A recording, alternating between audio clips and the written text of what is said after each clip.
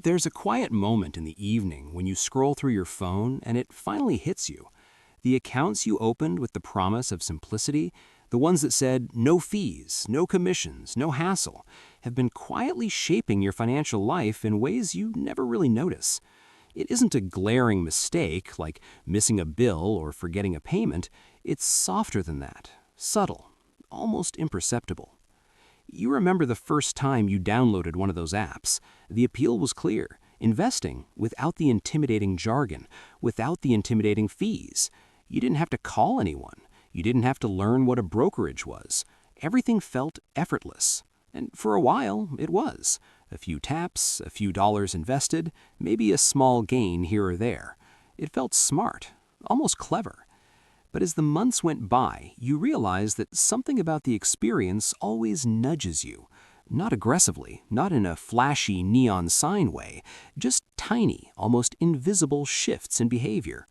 One feature encourages frequent trading, another shows you charts of other users' gains. Ads for premium tiers slip past in subtle banners. All these nudges accumulate, quietly shaping how and when you spend your money, and what you expect from your own returns. The odd thing is, it's not obvious. There's no red flag. You're doing everything right.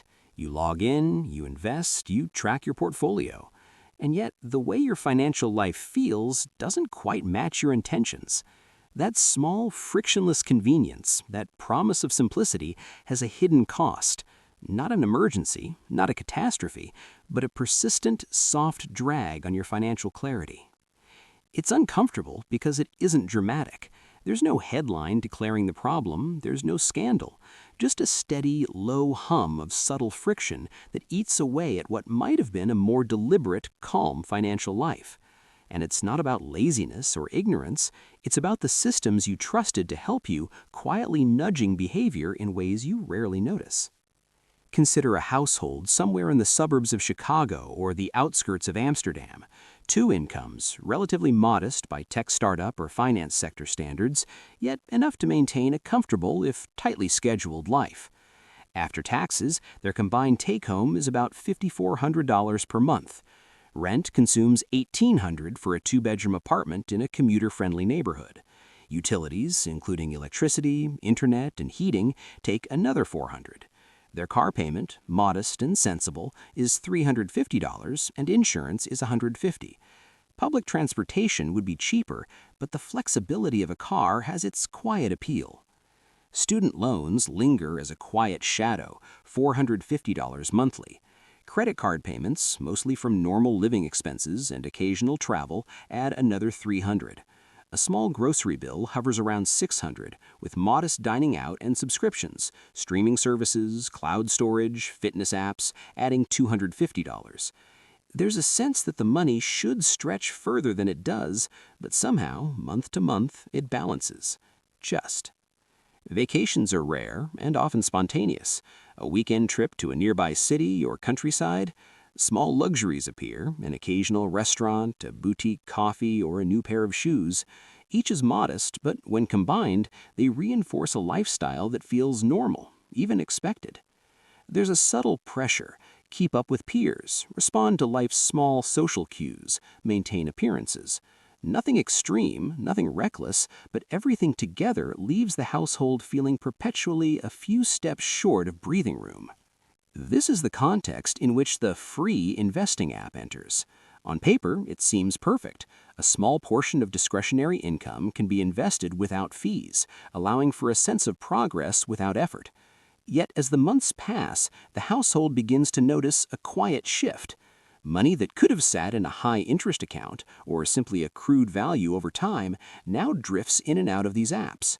The small, seemingly free trades encourage a form of participation that subtly reinforces a sense of activity over deliberate strategy.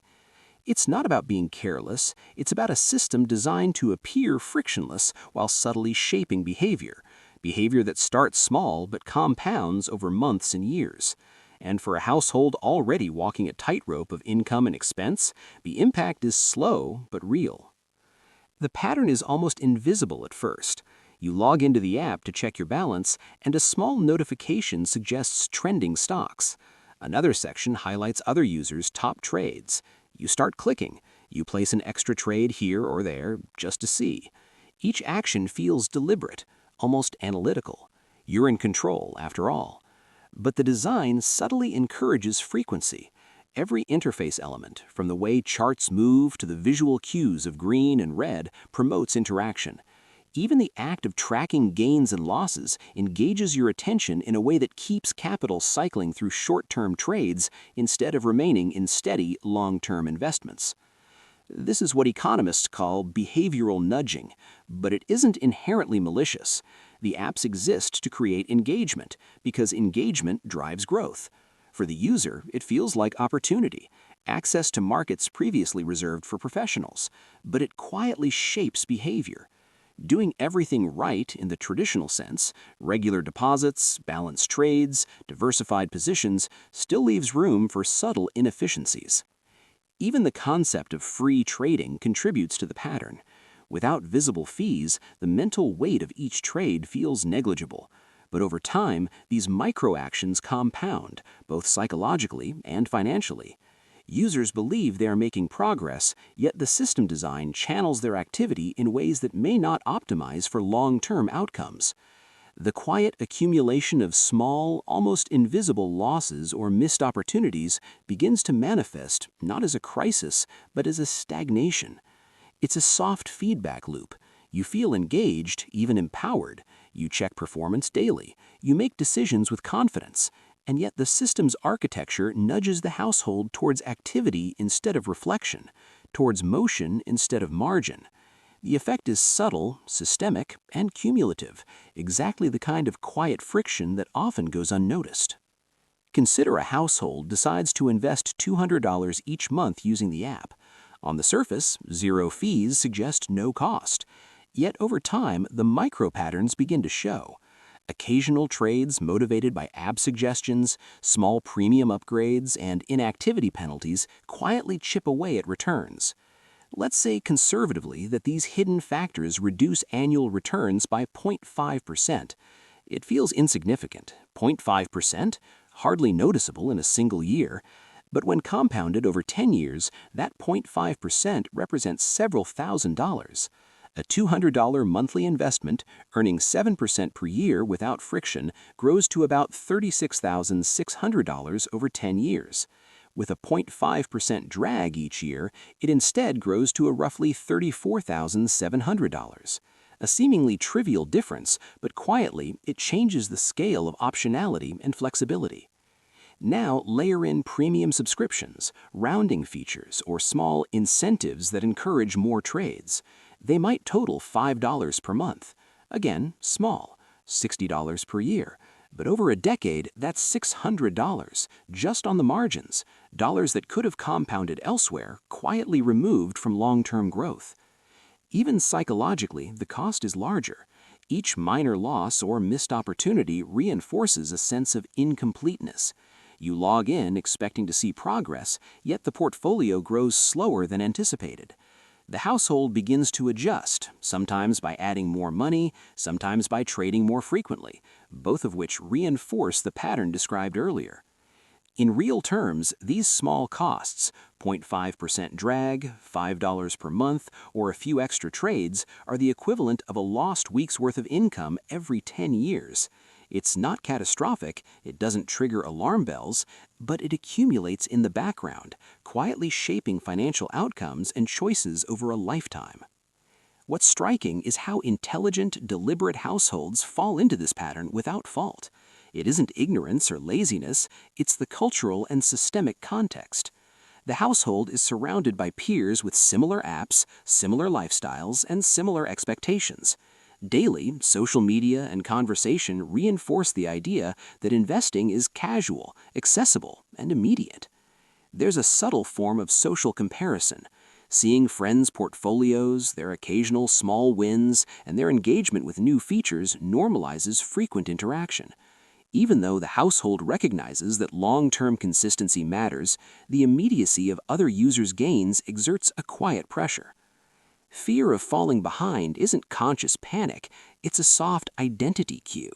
I am someone who invests. I am someone who participates. The act itself becomes part of the household's identity.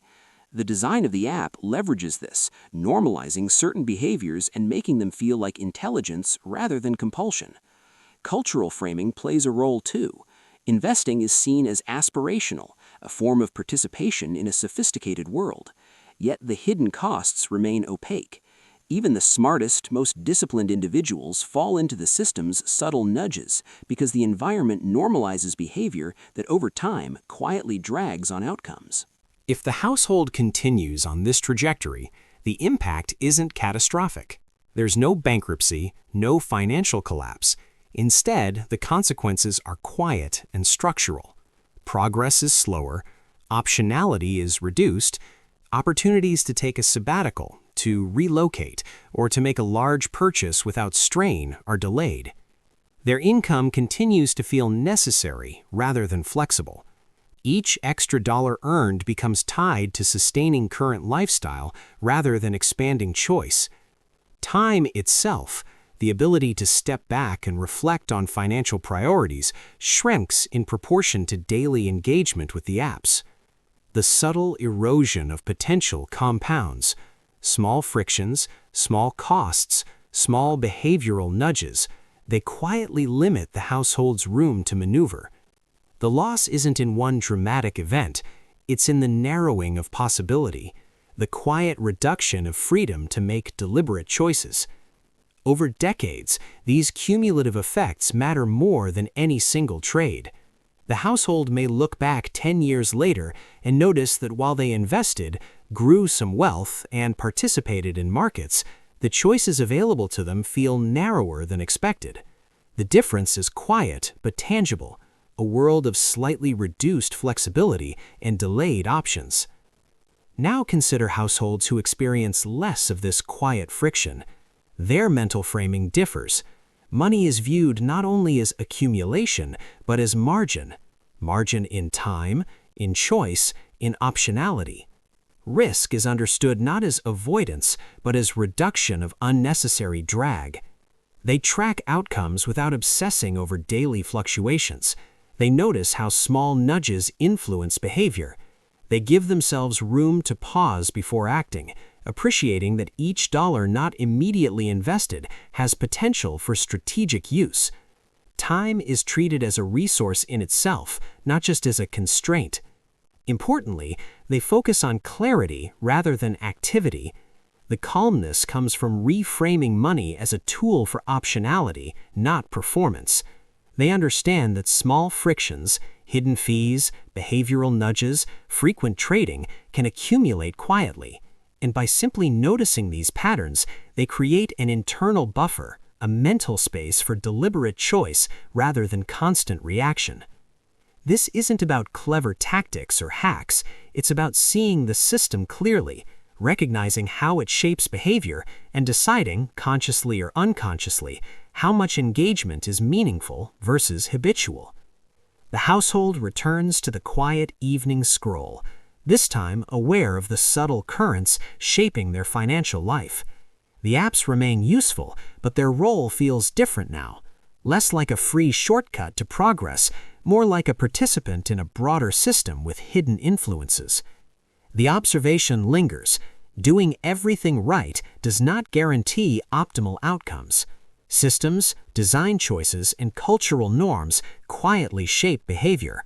The cost isn't dramatic, it's persistent, cumulative, and largely invisible until noticed. Financial clarity, in this sense, is not about chasing gains or avoiding apps. It's about recognizing patterns, observing the small frictions, and understanding their impact on long-term flexibility. The calm household simply notices, they reflect, they allow space for choice. This is not financial advice, it is a reflection on patterns, costs, and the psychology of everyday investing. If this helped clarify things, consider subscribing.